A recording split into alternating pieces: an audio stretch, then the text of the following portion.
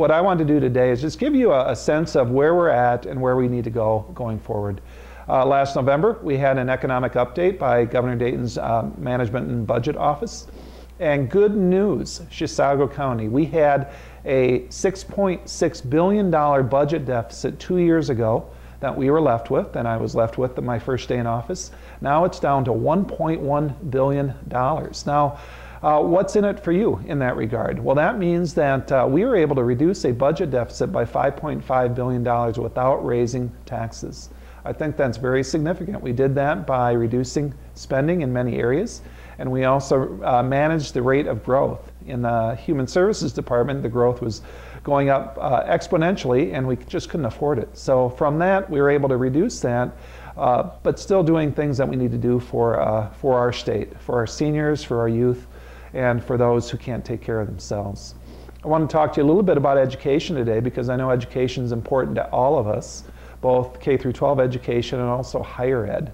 So in the K through 12 area, when we took office 2 years ago, we had a school shift sitting at our desk the first day in office of $2 billion.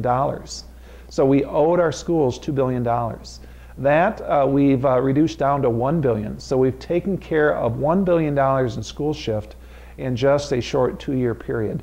And so that means that some schools will get more money, although you should know that the money they get, they've actually already received from lending institutions around the state, but they've had to pay a small interest on that of 0.5%. So what that means now is they've gotten more money, and they're no longer going to pay an interest rate of 0.5% on that borrowed money. We still have $1 billion to go to pay back the schools, and we need to do everything possible to pay that back this year so that we can get the money to our districts and to help educate our kids in Minnesota. Second of all, I want to talk about higher education. You may have seen a Channel 5 KSTP article about the University of Minnesota and how the tuition that they charge for Minnesota kids and the tuition they charge for out-of-state kids is there's a very small gap between the two. This gap is unusual in that most universities in the Big Ten charge 2 to 3 times more if you don't live in the state than if you do. We don't do that in Minnesota. We charge a very high rate, one of the highest in the Big Ten, for people who live in Minnesota. It's about $13,800. That's a lot of money. That's money that families cannot afford right now. And so we charge only about $18,000 for those that don't live in our state.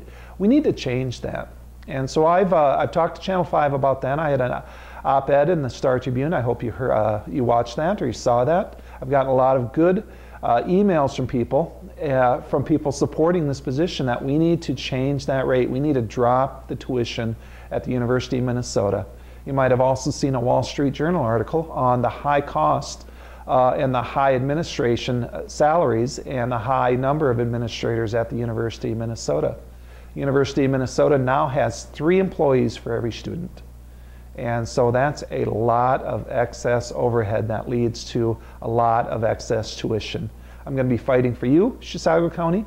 There's 330 or so families whose kids go to the University of Minnesota that are paying tuition that's way too high, and I'd like to change that.